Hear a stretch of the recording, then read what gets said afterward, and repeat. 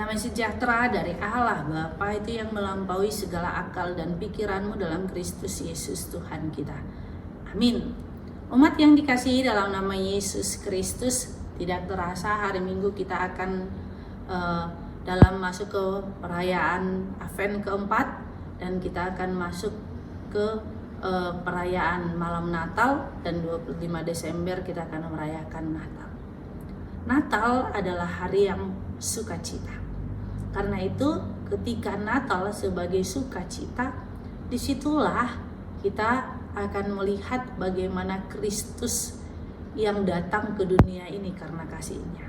Dan disitulah kita diajak untuk apakah kita menjadi orang yang setia kepada Yesus Kristus, karena Yesus itu bukan lagi bayi, tetapi Dia sudah semakin besar di dalam hidup kita.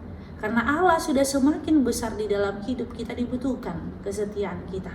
Itu yang menjadi renungan hari ini yang tertulis dalam Mazmur 139 ayat 23. Apa dikatakannya?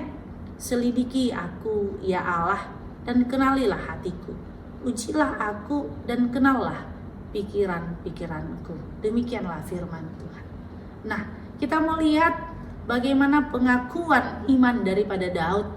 Allah Maha Tahu. Allah tahu semua apa yang terjadi dan tidak ada tersembunyi di hadapan Tuhan.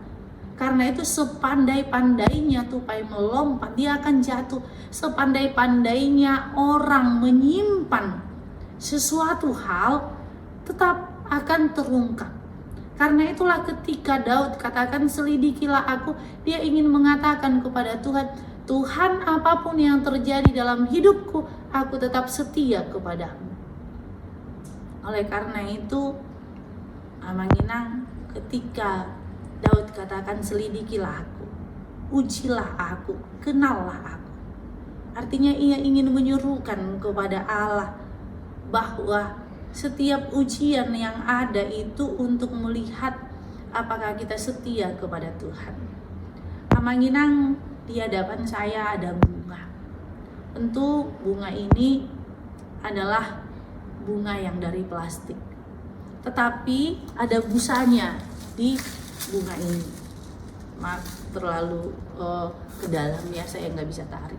Nah, ketika ada busa di dalam ini, supaya bunga ini bagus, berarti bunga ini harus ditancapkan atau ditekan dengan kuat sampai kepada dasar daripada pot bunga ini sendiri. Supaya apa? Supaya kuat.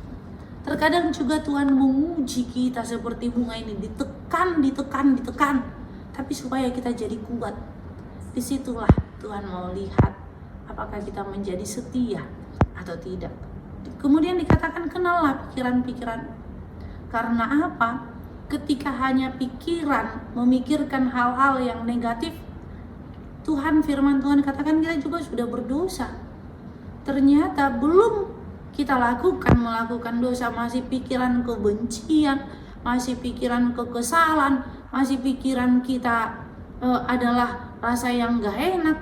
Ternyata Tuhan melihat. Karena itu firman Tuhan katakan bahwa kenallah pikiran. Artinya bagaimana kita mengelola pikiran kita dengan pikirannya Allah, mengelola pikiran kita dengan firman Tuhan. Karena apa? Dengan kita kelola dengan firman Tuhan, disitulah kita bisa menjadi pribadi yang kuat. Bahkan firman Tuhan katakan ya, kalau kita mau renungkan Filipi 2 ayat 5, songon parrohaun Yesus Kristus ma parrohaun muna. Ternyata Allah menginginkan kita mempunyai hati seperti Yesus Kristus. Hati yang bagaimana? Hati yang tidak membalaskan kejahatan dengan kejahatan. Hati yang ketika dia harus mati tersalib, tetapi dia mengatakan di kayu salib, ya Bapa, ampunilah mereka, sebab mereka tidak tahu apa yang mereka perbuat. Luar biasa menginang Tuhan kita itu, mengajarkan kepada kita, mari ingat hatimu, dirimu, ampuni dia. Karena apa? Karena memang mungkin itu yang dia tahu untuk berbuatnya. Tapi anak-anak Tuhan selalu mengelola pikirannya seperti pikiran daripada Kristus itu sendiri. Karena itu Daud sekali lagi katakan, selidiki aku, lihat hatiku, periksa hatiku, periksa pikiranku, kenalin aku Tuhan. Karena apa? Karena Allah yang menciptakan kita, otomatis Allah sebenarnya mengenal kita. Tetapi Daud ingin kembali menyuruhkan bahwa apapun yang terjadi Tuhan, aku tetap setia kepadamu.